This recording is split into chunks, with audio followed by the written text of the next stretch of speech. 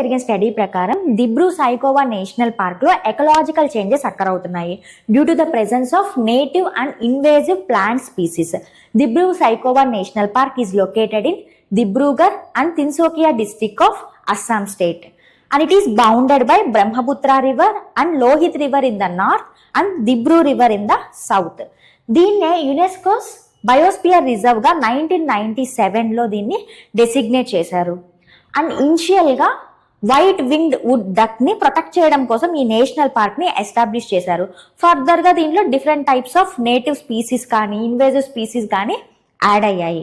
So దీని యొక్క యూనిక్నెస్ చూసుకుంటే it is the only habitat for feral horses in India and it is the largest salix farm forest in the north eastern India. So vegetation చూసుకున్నట్లయితే moist mixed semi evergreen forest and moist mixed deciduous forest and grasslands. And climate వచ్చేసి monsoon evergreen climate or monsoon tropical monsoon climate. So ఇందులో summer అనేది hot and wet గా ఉంటుంది and winter అనేది dry and cool గా ఉంటుంది. Flora fauna చూసుకుంటే it consist of dillenia indica, bischofia javanica, bombax ceiba, lagerstroemia parviflora. ఈ bombax ceiba and lagerstroemia parviflora అనేవి నేటివ్ ప్లాంట్ స్పీసీస్.